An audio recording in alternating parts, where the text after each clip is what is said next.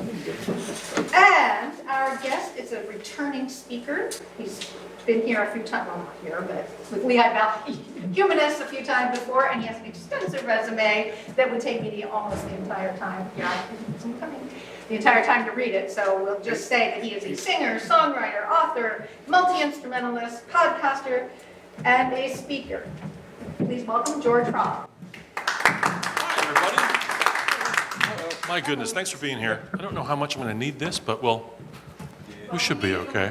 For recording, for proof, for the trial that happens later on, when you all can say that, yeah, we saw that show right before he went to jail. It was amazing. It was amazing. He seemed so normal. We could just be your alibi. Or yeah, even better, yeah, 34 counts, exactly. So this is going to be very silly, and you're not going to learn anything today. You're not going to be expected to remember anything. You're not going to have your be quizzed or any kind of real effort to make anything stick with you. This is purely for just silly distraction, which I have a minor in from Moravian College. So music and silly distraction. That's what it says on my diploma, so we're good to go. I've written a bunch of completely fake histories about items that you would think would be very boring, and maybe they are. We'll see. It's up to you to decide. I'll do those and sort of maybe a couple songs in between, just to mix it up a bit. If there are any questions as we're going along, please feel free at any point. The first one I have here is about the piano. Do you know the history of the piano? Would you like to hear a mostly fake recounting of its invention? You wouldn't? Well, too bad. In general, instruments can be divided into categories based on how they produce sounds and how much of a financial impact they have on your spouse's lifestyle. Some of these categories include string instruments, wind instruments, and percussion instruments. Other categories include irrational instruments like the pie-phone and imaginary instruments like the kazoo. The piano, believe it or not, is actually considered to be a string instrument, but just try and stick one under your chin and play Farmer in the Dell. Trust me, it ain't happening. Regardless, the piano is an acoustic stringed instrument which, much like unionized striking factory workers in the 1920s, produces a sound when hit by hammers. The player of the, just get comfy because we're here for a while. The player of the piano activates the hammers by pressing keys on a keyboard. The harder the pressure, the louder the sound, and subsequently the smaller the tips. But it wasn't always like that. The history of the piano dates back to the Middle Ages, when the first string instruments, hammered dulcimers, used to be played in Europe. Now, a hammered dulcimer is not some kind of inebriated Italian, but they were appreciated by the very same. Dulcimers were a set of strings that were played on with tiny sticks by people who no doubt were wearing knee-high socks and leggings, often some kind of silly hat, too. This tradition continues to today, but I digress. At the time, musicians were hungry for a stringed instrument with a keyboard. They were also just generally hungry, but that had more to do with the feudal serf system and insufficient crop rotation. The first successful keyboard-based string instrument was the clavichord. Clavichords were so named because the very delicate tiny hammers that were used to strike the set of strings were made from the neck bones of children. Eventually, the harpsichord was developed using a system of raven quills that plucked the strings, simulating the pointed nags of a harpy, hence the name. And musicians at the time really thought this was the shit. Unfortunately, all the notes on a harpsichord played at one constant volume, essentially being the musical version of all caps, and leading to some really boring concerti, let me tell you. Also, much like your third cousin Larry, the clavichord was simply too quiet to comfortably play with other people. So the search for a keyboard with dynamics was on. Here's where the perfectly named Bartolomeo Cristofori enters the picture. Well, if he was really perfectly named, he'd be named something like Pete Yano or Piano McFortyface or something, but whatever. Point being, Bartolomeo Cristofori was a harpsichord builder from Padua, Italy, who was hired by Fernandino de' Medici, yes, that Fernandino de' Medici, the inventor of medicine, to be his keeper of the instruments. Remember that this was back when you could have a job title like keeper of the instruments. Other popular jobs at that time were maker of the cakes and washer of the balls. While it's not exactly known when Bardi designed a working piano for Ferdi, it is known that the Medicis had a piano in their possession by 1700. When asked where and when they got the piano, a representative for the family simply said, "I don't know, must have fell off a truck, who's asking?" The Cristofori pianos of the 1700s looked and sounded quite different from the modern ones we know today. Most importantly, they never ever played Piano Man or Heart and Soul. Can you imagine? Heaven. Anyway, the original instrument Cristofori invented had been named the pianoforte, or literally soft loud, because, screw branding. Other popular products at the time were the dolce salato, the stanco sveglio, and both the piccolo grande and the grande piccolo. As an aside, even before it was called the pianoforte, it was called the clavicembalo col piano e forte, meaning harpsichord that can play normally and more strongly. Again, no one's thinking about the logo? Weird. The word piano eventually became more widespread in 1732 when the name pianoforte was shortened simply to fit across the ass of some mass-marketed pantaloons. By the late 18th century, both piano production and airborne syphilis began to spread throughout Europe. Every piano-making country had their own signature design. The pianos from England had a heavier mechanism, louder volume, and really crooked keys, while the ones from Austria had a lighter mechanism and tended to annex the Sudetenland. Viennese pianos were famous for both their wooden frame and cream filling, resulting in Wolfgang Amadeus Mozart's preference for not just prostitutes, but pianos from Vienna. The majority of the older pianos were somewhat smaller than modern ones, as they only had 85 keys instead of 88 keys, explaining why modern music is universally considered to be 3 notes better. When Cristofori invented his instrument, he also invented the device that would become the standard sustain pedal on every piano. To this day, no one knows what the other 2 pedals are for. Some assume they're merely for decoration, while keyboard-playing physicists posit they may be for sustain pedals in parallel universes. Although the piano really hasn't changed that much since its invention, the piano bench has gone through myriad of changes, including a brief time in the late 1890s when pickle barrels became all the rage in burlesque concert halls. This is where we get the expression, brine, women, and song. Terrible, I know, it's terrible. After hearing this completely fake history of the piano, I hope you are more comfortable watching the video of the famous Paul McCartney and Stevie Wonder duet, Live and Let Die. Thank you. That's the first thing.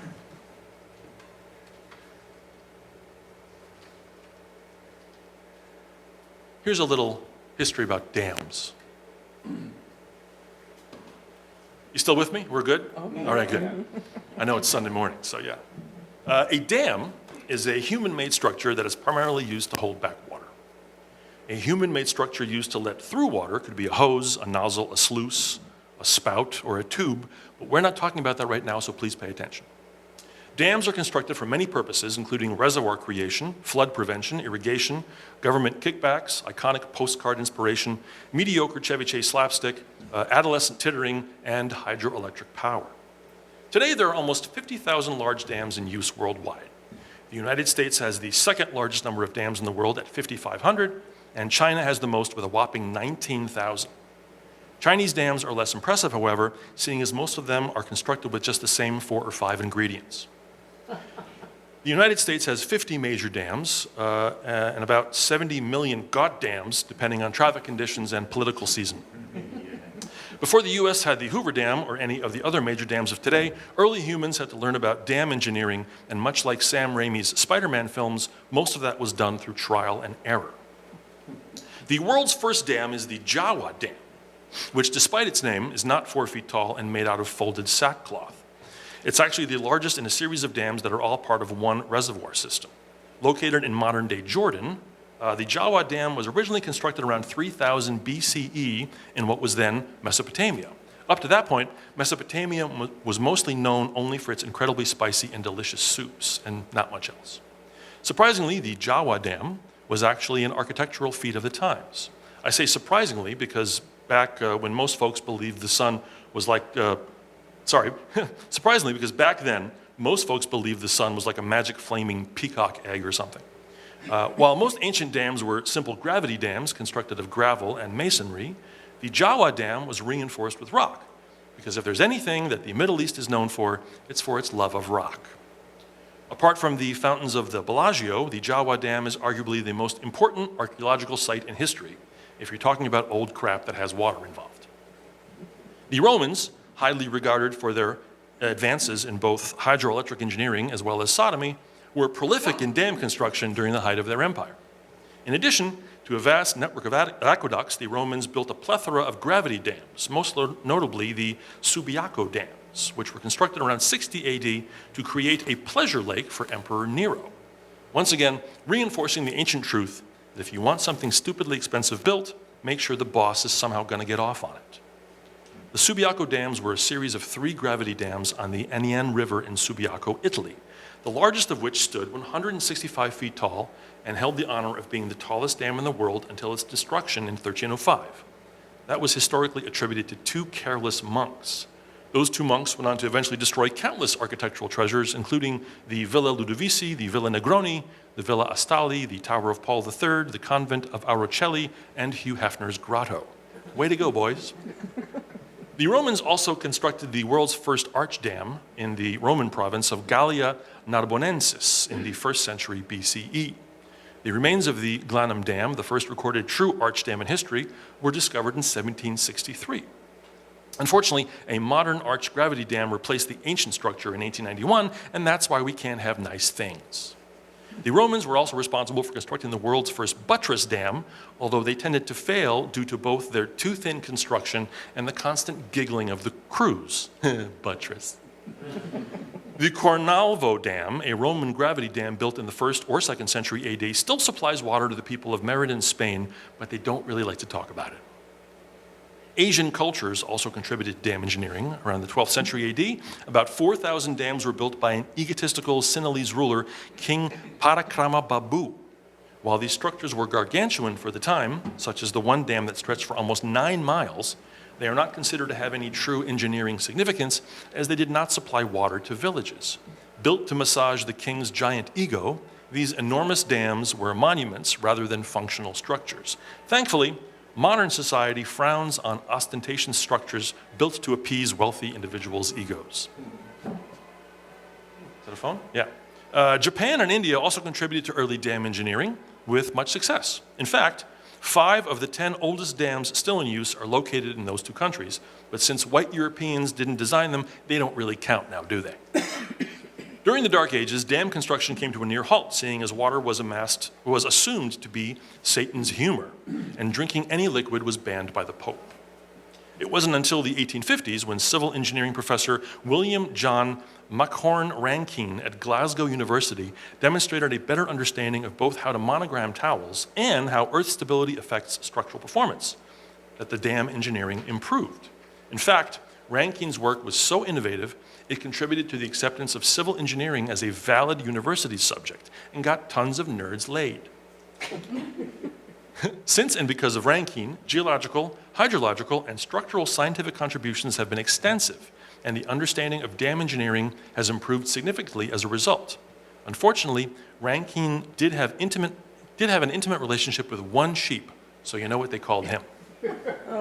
Major advances in concrete dam design were made from 1853 to 1910 by British and French engineers, but guess who looked cooler smoking a cigarette? During this time, understanding of the relationship between the precise weight and profile of gravity dams and the horizontal thrust of water increased extensively. If there's anything the French and English want to spend a ton of time investigating, it's horizontal thrust, trust me. In 1910, further advances were made as engineers began to take a more three-dimensional approach to dam engineering, despite having to wear the silly paper glasses. As a result of this enhanced understanding, model techniques were implemented at this time. Originally built in rubber, plaster, plasticine, or concrete, modeling is now also done digitally, allowing both multifaceted and comprehensive testing as well as cyber theft and copyright infringement. The world's largest and most complex dams have all been built within the last century due to mostly engineering advances as well as the influence of Lucille Ball. Modern dams are often constructed to provide hydroelectric power. The Hoover Dam, a concrete arch gravity dam constructed in 1936, is a prime example of the major advances made in dam engineering. This massive dam provides 4 billion kilowatt hours of hydroelectric power, enough to supply the private and public electrical needs of over 8 million people, or the power equivalent of mining for $26 worth of Bitcoin. Once the tallest dam in the world, the Hoover Dam lost its title to Switzerland's 820-foot tall Malvoisin Dam in 1957. Despite being 83 years old, when Herbert Hoover heard the news, he, of course, said, "Darn." In the United States, California's Oroville Dam is now the tallest at 770 feet, but due to all the Botox, it just looks kind of weird. While dams have been constructed for over 5,000 years, the last 100 years have seen the most significant contribution in dam engineering, which is perfect because it's all just in time to see human beings run out of water. It was a little dam history. Oh, thank you. Yes, I appreciate that very much. You're a lovely audience.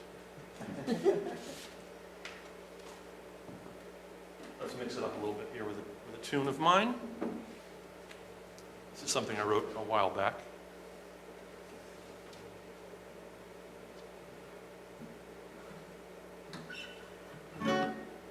Yeah, let's see how this works.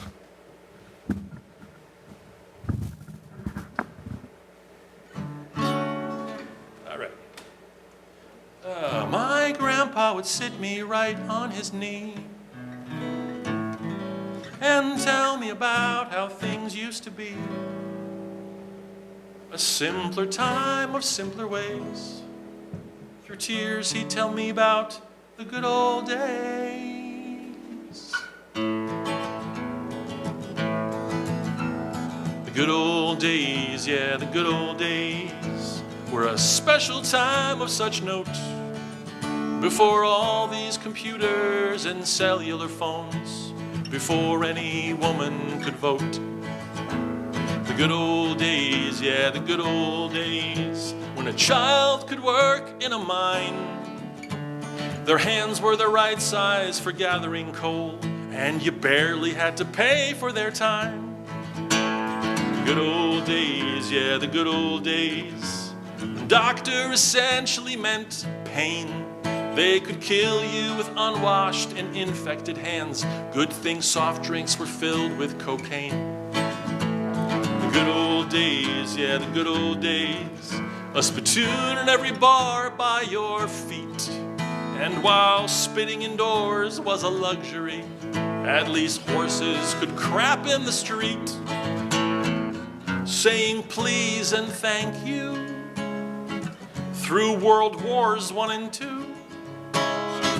A great time to be around, unless of course you had skin that was brown. The good old days, yeah, the good old days. Its legacy just never ends. Unlike most of the kids in your neighborhood, after polio killed all your friends. The good old days, yeah, the good old days, when a gentleman always wore a tie. And if you heard about someone being online, that meant guys in white hoods were nearby. Family meals Sunday nights, while many had no civil rights. Leading such devout lives, while husbands could legally rape their wives. The good old days, yeah, the good old days, is a phrase we should be done with. Now I know why Grandpa would tear up when he spoke. He knew the good old days are a myth.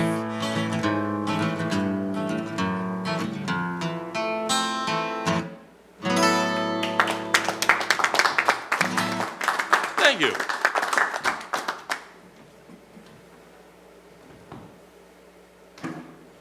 There are postcards right there, by the way. I'm going to be playing Saturday, a week from yesterday, at the Bethlehem Rose Garden. This is a lovely, they have free concerts every Saturday through the summer. So my band and I are playing there Saturday night coming up, which should be a very, very fun time. If the weather's like it's been the last couple days, it's going to be a wonderful time. So we do a bunch of my songs, and it should be lots of fun. All right, let's see. Here's a little bit of a history of the remote control.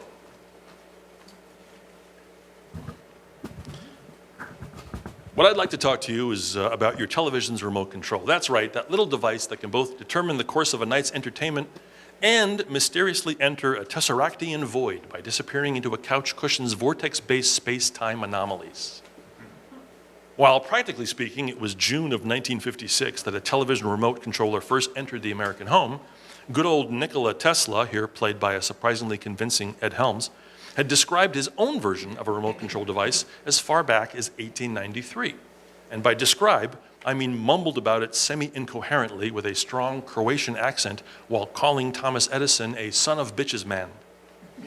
He did, however, have a patent issued for his idea, US Patent 613809, but unfortunately, the very next patent issued was for a sock garter folding machine, number 613810, which at the time was way more popular and got all the press coverage.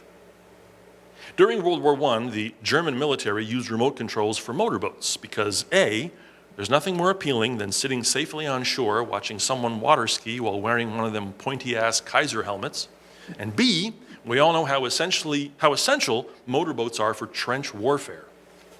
By the late 1940s, the first non-military remote controls started appearing, including ones for garage door openers, warehouse conveyor belts, as well as a rudimentary secretary spanking machine. In 1950, the Zenith Radio Corporation created the very first television remote control called Lazy Bone. You'd think they'd have made a radio remote control first, but whatever. The Lazy Bone not only inherently insulted the user, but could also turn the TV on and off and change channels. It was not a wireless remote, however. The Lazy Bone remote control was attached to the television by a bulky cable, and go figure, average, agile American consumers hated it because they kept tripping over the damn cord. A temporary renaming of the device Broken Bone did not help sales at all.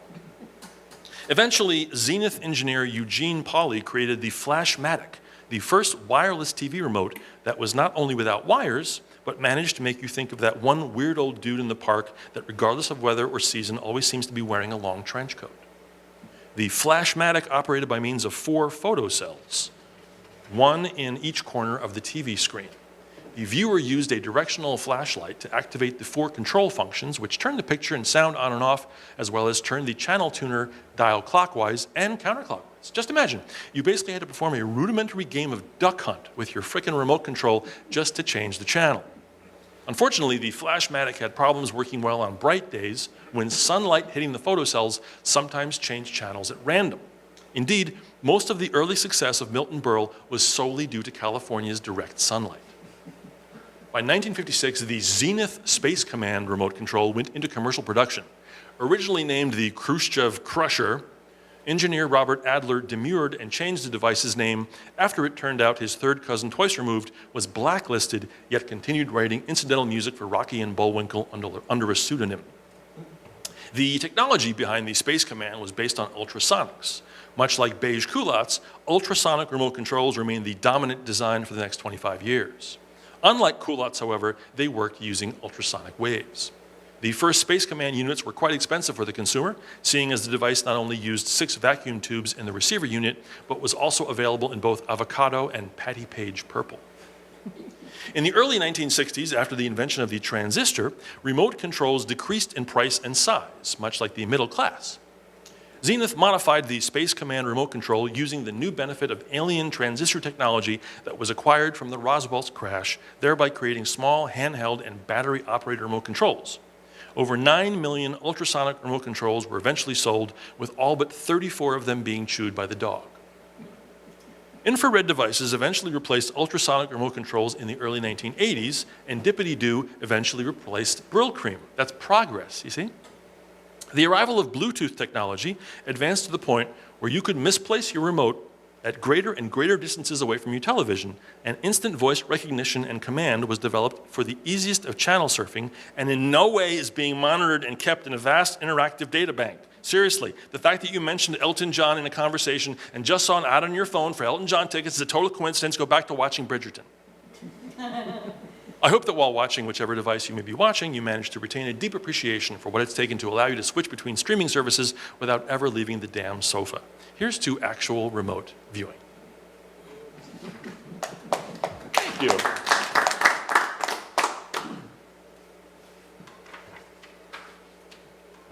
This one's one of my favorites, actually. This is about cowboys. Cowboys, a fake history of cowboys. Saddle up. Did you know that all of what was considered to be the era of the Wild West was only about 40 years or so?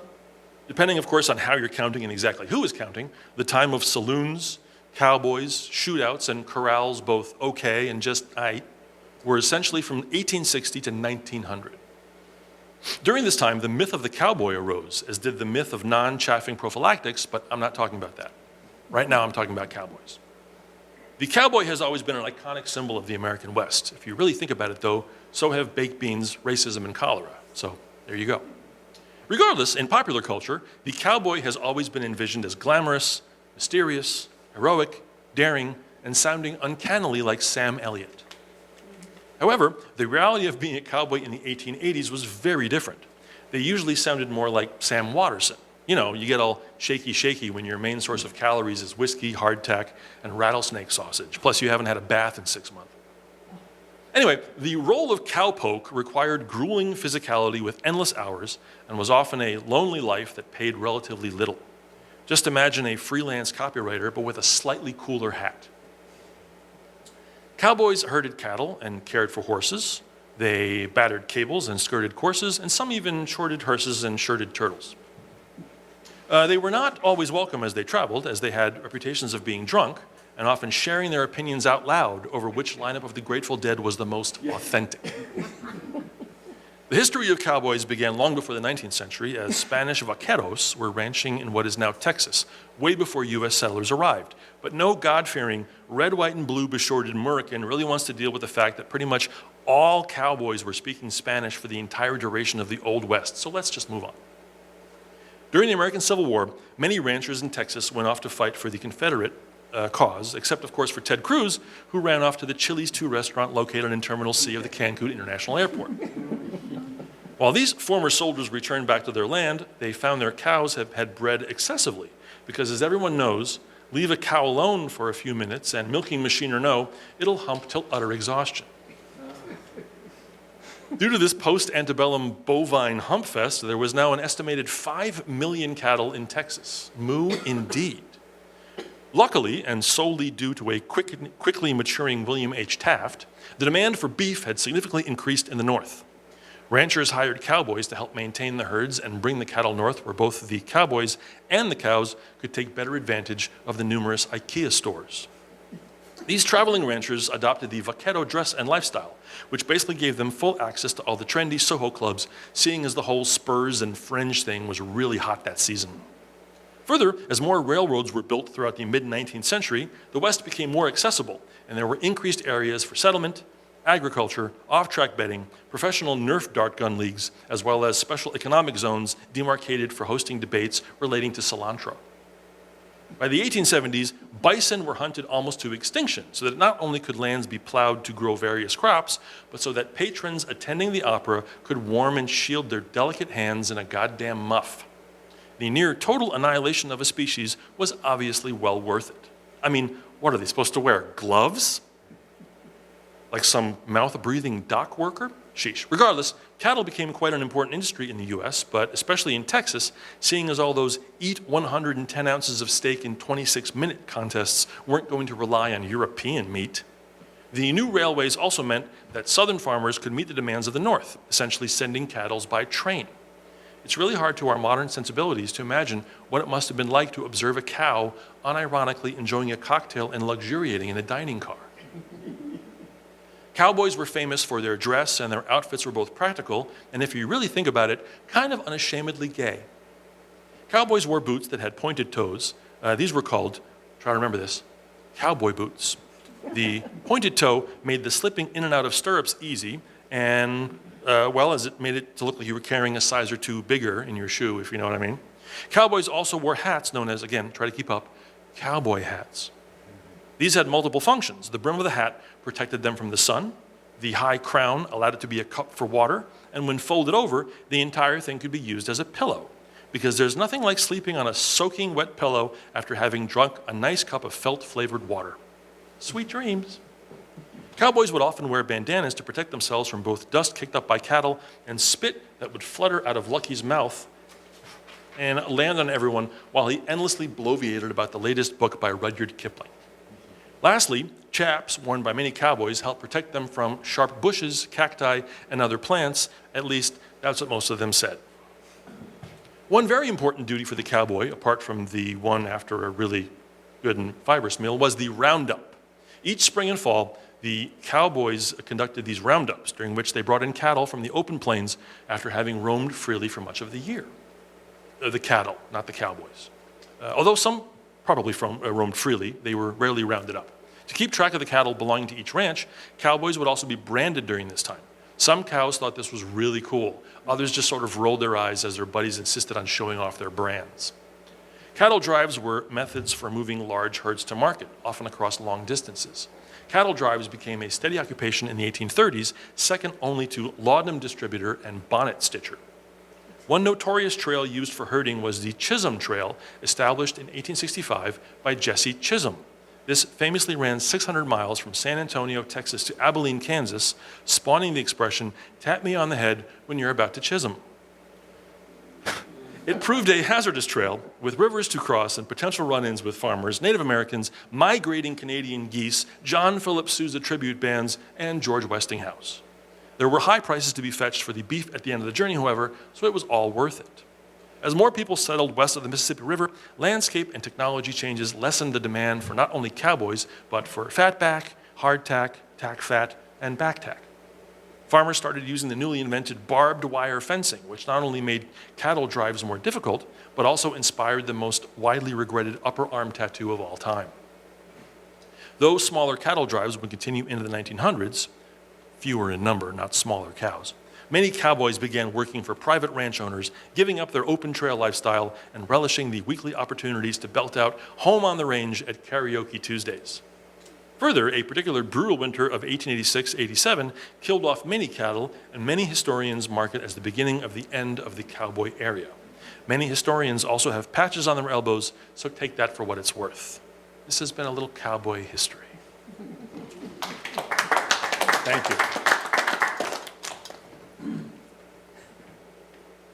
I find you can be much ruder in your language if you wear a tie. If you dress nice, you're allowed to be a little cruder. It's a very strange thing, but so I appreciate you being nice about it.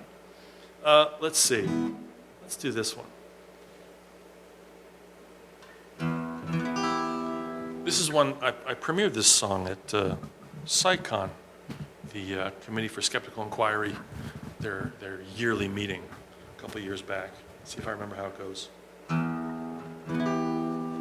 It seems like all the world's on fire, the other half is drowning, and happiness is hard to feel when all the world is frowning. Children suffer, parents cry, lives are torn asunder.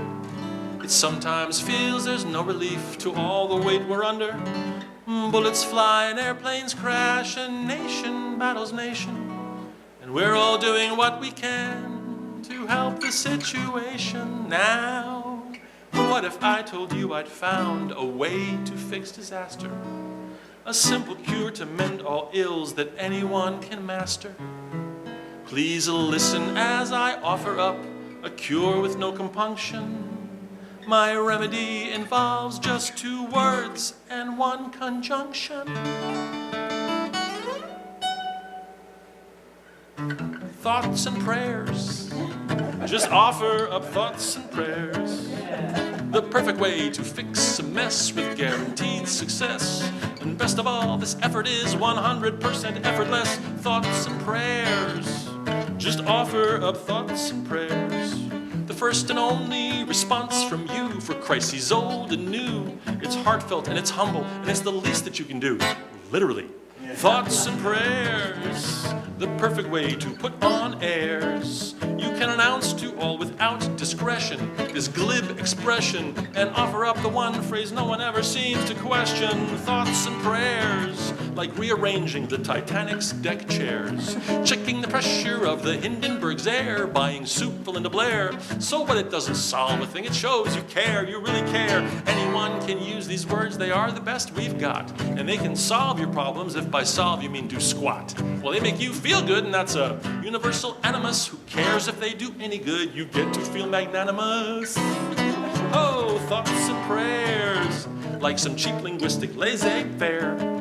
Perfect pronouncements for a public display. It's just the thing to say, and by doing this you just imply you hope the problem goes away. Thoughts and prayers, often from billionaires.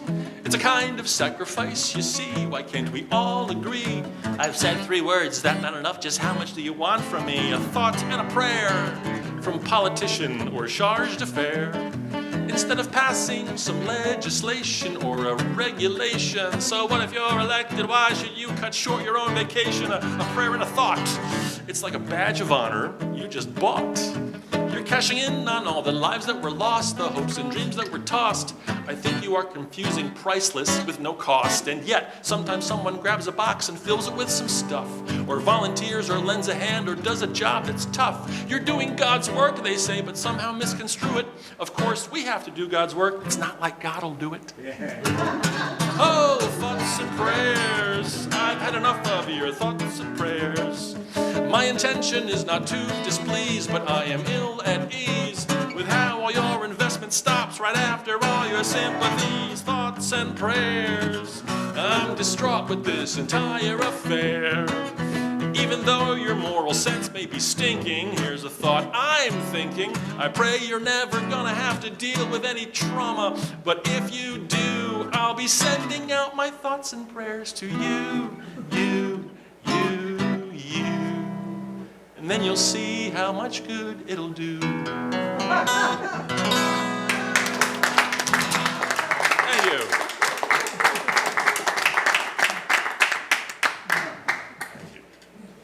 I always tell where the crowd's at with that song. It's really nice. I hope you're making money off that song. You would hope, right? You should. would hope. You should.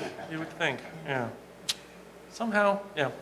I did get into a very long and heated email exchange between someone who was commenting on YouTube. So I posted it on YouTube, and this person posted and went off on this rant about the value of prayer and how important it is, and I was just I was full of hate and so we had a little bit back and forth, and it actually was a wonderful lesson for me because I started out very snarky, and I was very kind of enjoying just sort of being a snarkmeister and being kind of pointed, and I investigate a little bit because he had his own YouTube channel, and I could see that he was selling vitamins.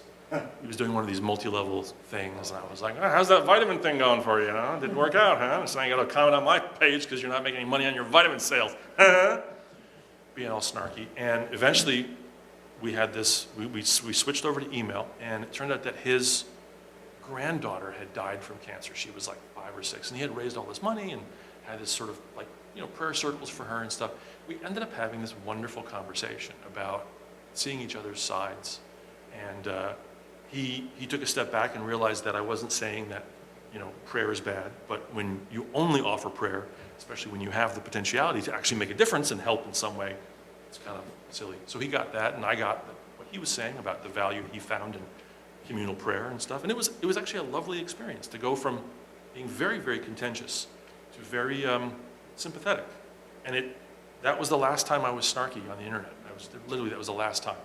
So my comments after that always sort of switched over to being more inquisitive, and just it's funny how you can disarm someone really quickly. If someone just calls you the nastiest thing, you can say, "Are you okay? What's up? Let's talk." And it doesn't always work, but sometimes it does. And sometimes you realize that people are in such sort of, full of angst or pain, and they're just lashing out where they can, which tends to be a YouTube comment or an email because there's no price. You just can do it, and it feels good for a second. You get that dopamine kick, And when they're met with "Hey, are you all right?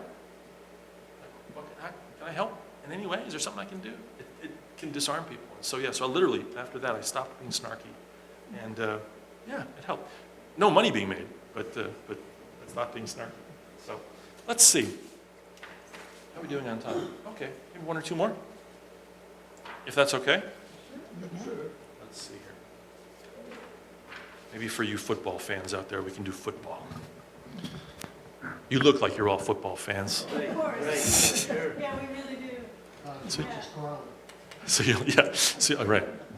So you'll appreciate this maybe. The most American of pastimes, excluding baseball, stuffed crust, and expensive healthcare, is football. The game known today as American football, or gridiron football, or four-chancy yard ball, or concusso-rama, came into being due to a semi-incestuous coupling between soccer and rugby, which was uncomfortably much sexier than it had any right to be. In the 19th century, elite northeastern colleges were the only ones playing a version of footy foot, which was essentially a soccer-style game with rules adapted from the London Football Association. And yes, that organization was exactly as obscenely English as you might imagine it would have been. Nothing quietly consisting that a divertissement of physical sport be engaged in while wearing waistcoats and jodhpurs and spats and kringle-me swishes. Intercollegiate matches sprang up between such exclusive schools as Harvard, Rutgers, Brizzlebees, La Troya, Pringles, Henry and June, Croat on Blexley, and Blamp State. Rugby-type rules ended up becoming much more preferential among schools and spectators alike, because what kind of sissy buttercup just kicks stuff? Utilize the metacarpy the Lord gave ye ended up being a common chant of the day. Eventually, a man named Walter Camp, who many consider to be the most important person in the development of American football, but whose name you'll never ever see on a Jersey Turnpike rest area, started his influence upon the modern game of football.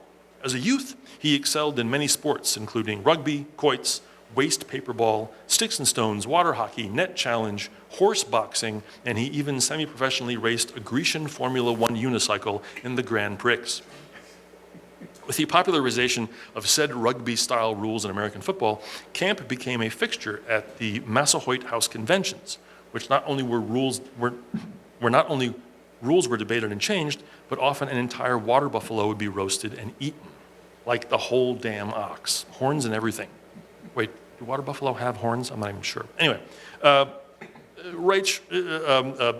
dissatisfied with the current game being essentially a huge disorganized mob, in 1878, Walter proposed that the number of players on the field at any one time be reduced from 329 down to 25. This, of course, was seen as a sacrilege, and his motion was initially rejected. With diligence, much effort, and conviction, however, and much like all the Roquefort required to properly eat an entire buffalo, his resolution passed 3 years later. Camp's idea was to open up the game and emphasize speed over strength, strategy over force, and brand diversification with commensurate licensing over property. His most famous changes were both establishing the line of scrimmage with a snap from center to quarterback and insisting that all the players wear pants. Camp's impact on the game was as massive as his liver, seeing that he literally named his second daughter Serosa.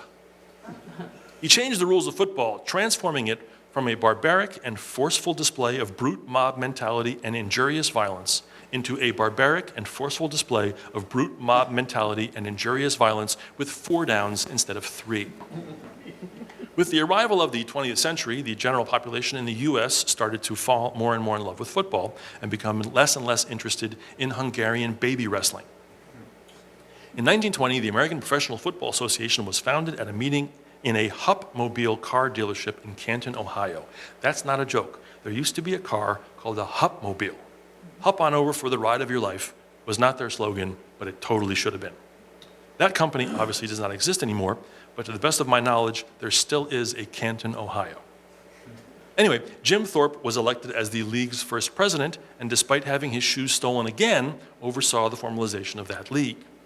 The APFA expanded quickly, so that by 1921, membership had grown to 22 teams, including such new organizations as the Philadelphia Devil Thumpers, the New York Salutary Yet Drunken Irishmen, the Ohio Dropsy, the Miami Swamp Gas, the Pittsburgh Ether Frolics, and the Florida Shifty Albinos.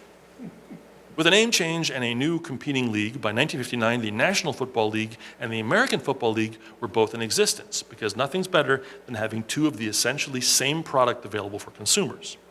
A rivalry developed, seeing that a thing that is eerily similar to some other thing simply has to hate the other version of the thing that's just like itself. Otherwise, the ceremonious underground screaming begins, and the portal of Hades itself creaks open and proceeds to reveal everyone's actualized and frightened self-doubt and insecurities.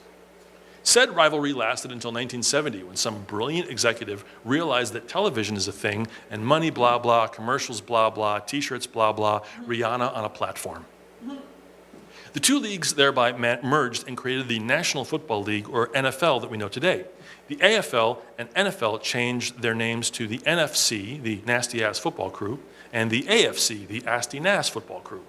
The NFL continued to grow, adopting some innovations of the AFL, including the two-point conversion, as well as spousal abuse. It also expanded several times to reach its current 32-team membership, with 16 teams in a conference plus one Terry Bradshaw. Each of these two conferences had 4 divisions: North, East, South, and West, and each division had 4 teams. Each of those 4 teams had at least one Carrie, but often 2 to 3 Samanthas and half a Miranda. Professional football does not have any Charlottes. Since the NFL merger, the final game of the season that tests the mettle of the top team for both the AFC and the NFC became known as the Super Bowl, seeing as the Shazam Cup was unavailable due to copyright issues. The Super Bowl eventually became a cultural phenomenon and is currently one of the most popular events televised in the United States, but so are rigged singing contests. So there you go. The NFL has grown from a tiny idea with little to no organization and support to a tiny idea with a multi-billion-dollar influence machine behind it and cool-ass on-field graphics. Much like the cure for syphilis, it took many years and a whole lot of humping effort for American footy foot to turn into the insane behemoth sport and business that it's become. In just under 150 years, the idea of men throwing around a ball while beating the living snot out of each other until they can't quite count to 10 or decide to run for Congress, or both, has established itself into something as American as apple pie. Just not the classic McDonald's apple pie, because those pastries with the insanely hot molten filling had to stop being made because of a lawsuit or something. Maybe that was coffee. I don't remember. Anyway, I'm just saying. In conclusion, with all of the NFL franchises being valued in the hundreds of billions, Super Bowl commercials costing $7 million for a 30-second ad, and league merchandise bringing in an estimated $25 billion a year, it's encouraging to know that a few of the residents of East Palestine, Ohio, got about $1,000 inconvenience fee for their troubles. Football.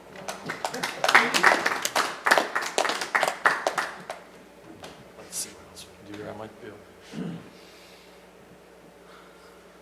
This is another song that I premiered a while back and has 1,000 words to it. Because my songs tend to have 1,000 words. But this is called the Misconception Song. See how many of these you think were real. You don't know what you think you know. What you think you know is often wrong. You don't know what you think you know, but you could know what's in this song. You don't sear in juices by sealing meat. You don't seal in juices by searing meat. You don't get headaches from too much MSG. There's a 50-day shelf life for each Twinkie, though you probably thought they'd last an eternity. The historical Buddha was not a fat guy. Sharks can get cancer before they die, and though some textbooks say it's true, the blood in your veins is at no point blue. You don't know what you think you know. What you think you know is often wrong. You don't know what you think you know, but you could know what is in this song. Let them eat cake was never said by Marie Antoinette. Marco Polo did not bring home spaghetti. Just because dogs pant doesn't mean they don't sweat. The pads in their paws get a teeny tiny bit wet. Bats are not blind, they have limited sight.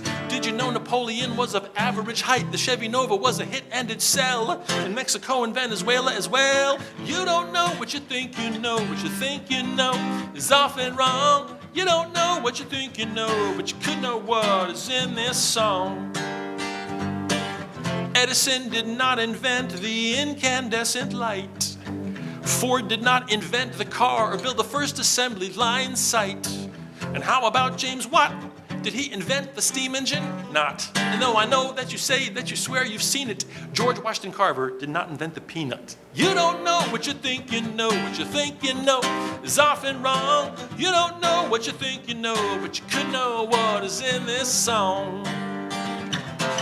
Sugar does not cause hyperactivity. Glass does not flow super slowly. Rust does not cause tetanus. You see, if you want to wake a sleepwalker, hey, feel free. Hair doesn't grow thick after it's shaved off. Cough medicine rarely ever helps a cough. Folks go on and on about the Parthenon, but the golden ratio was never ever drawn. You don't know what you think you know. I said, you don't know what you think you know, but you could know what is in this song. Albert Einstein never failed a single math test. A cop doesn't have to say he's a cop if he's pressed. Milk doesn't cause phlegm to come up out of your chest. Lemmings don't kill themselves, who'd have guessed? It's okay to crack your knuckles, no damage will be done. You can taste everywhere on your tongue. Let me say one thing, no one can rebuke. A vomitorium's an exit and not a place to puke. You don't know what you think you know. What you think you know is often wrong. You don't know what you think you know, but you could know what is in this song. Marconi did not invent the radio. Did Thomas Crapper invent the flush toilet? No, no, no. But using their brains and persistence, they improved stuff already in existence. And yet, for some reason, this myth remains that human beings only use 10% of their brains. Humans use 100% of their brains. Humans use 100% of their brains. Please stop saying humans only use 10%. Seriously, if there's one thing you take away from this song, it's the simple fact that humans use 100% of their brains. Key change. You don't know what you think you know, but now you know what you think could be wrong. Now you know what you think could be wrong, because you listen to all of the stuff in this song. Yeah. And now we're all slightly less wrong. Thank you. Thank you so much. Let's do one more tune here for you. This is a fun one. This is 100% real.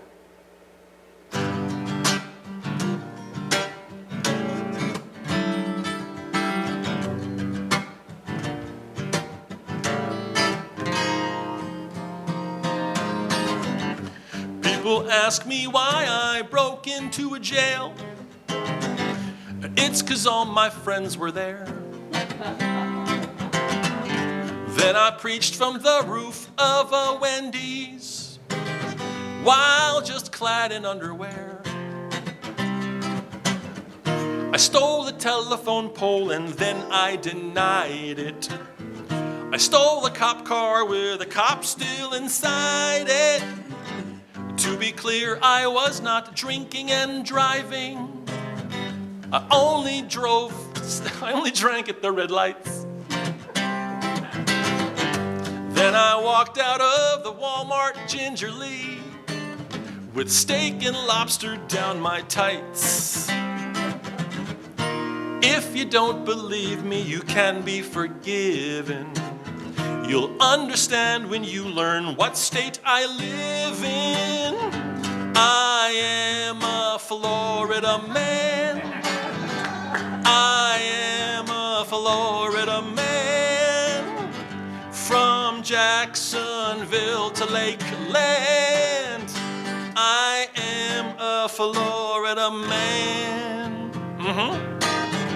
I gave a fake name to avoid an arrest. The fake name was wanted to. Was caught shoplifting at the Kohl's downtown. I was at the Kohl's for a job interview. The cop looked at me as if I was lying when I said the cocaine in my nose wasn't mine. Was asked to leave the park because karate can't be practiced on swans and ducks.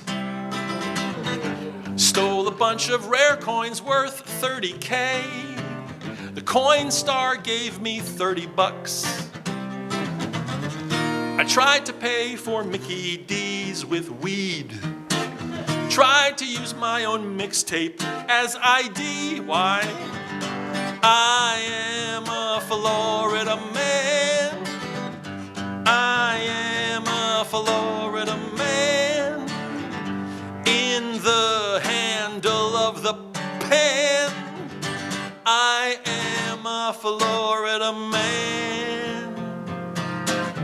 Now don't go feeling all superior and assume I am somehow your inferior.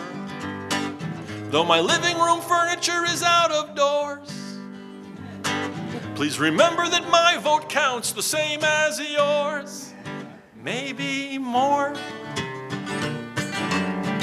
I had relations with a miniature horse, but I used protection just in case. Put on a bull costume, then use pasta sauce to burn down my ex's place. Call 911 when all my vodka ran out. Attacked my family with homemade sauerkraut. Was arrested riding a manatee. Used a public library computer to print out my own counterfeit money. As you listen, there's one thing you must do, and that's believe every word of this is true. It's all true, yeah, true. Why? I am a Florida man. I am a Florida man with a limited attention.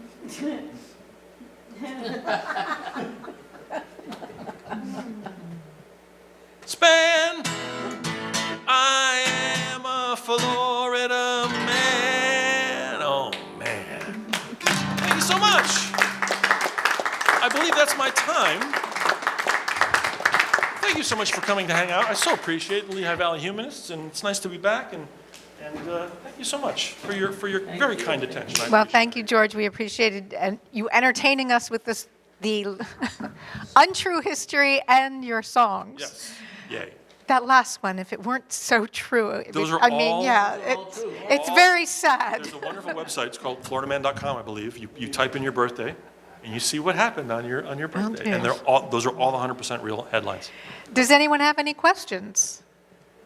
Like, how on About earth did you anything. gather all those things to put into it and then rhyme them? That's the thing. Yeah, it's like the misconception song. Yeah. There's a Wikipedia page that's just misconceptions, popular misconceptions. And there's hundreds. There's hundreds. And it's really great because you go through and you see like the glass one. You know, I was taught that glass is a slow liquid or something they called it. You know, so like when you go to a church that's 200 years old, the window panes are thicker at the bottom than at the top. And this was evidence that glass is slowly, very, very slowly in this weird liquid state. You know, I was taught that as a kid. And no, it's totally, totally false. When you go to an old building, yes, the glass is thicker at the bottom because back before you could machine glass, you would find the thicker edge, and that's what would support the weight. So they would roll these big glass panes out, and invariably one edge was thicker because they weren't as That precise. makes And sense. Marconi actually invented that. And Marconi invented that, exactly, exactly, right. While on the toilet, which is the most amazing. Anyone? We're just all, I guess, in awe. That's very sweet. That's what it is. Very sweet. Well, thank you very much. It was Thank you. highly Thank you all for entertaining and interesting and valuable. Now I know what not to believe. Right. I mean, the sugar hyperactive thing. I mean, there are parents that argue with me endlessly about that. Yeah. Like, no, because I'm like, you think you would think so, but it's been tested and tested. It doesn't matter how much sugar is in a kid. It doesn't matter. It's amazing. Wow. Caffeine, yes. Cocaine, sure. Give a child cocaine, they go nuts. Believe me. I believe you? Or heroin. That mellows them out, actually. Yeah, it's sort of up and down. So I'm Ukrainian, and I'm first-generation Ukrainian, and we were taught that our great-great-grandparents, who there's poppy fields in Ukraine, they would sedate their kids with poppies. So you would take a kerchief. My grandmother told me this thing. Yeah, we take the handkerchief, and you would put poppies into it, and the kid would suck on the unprocessed opium, basically. And somehow it would just chill him right out. It would just like, it would be like, yeah, man, I'm not crying. It's all good, man. Imagine. The czar can do what he wants, man. I'm good. It's all good. It's all good. Crazy. More useless facts with George Hrab. Yes. Sweet. Thank you. I appreciate it. Let's have donuts. Oh, thank you. Come out next Saturday, too, if you can. It should be lots of fun. I can hear these tunes with my full band, full six-piece band.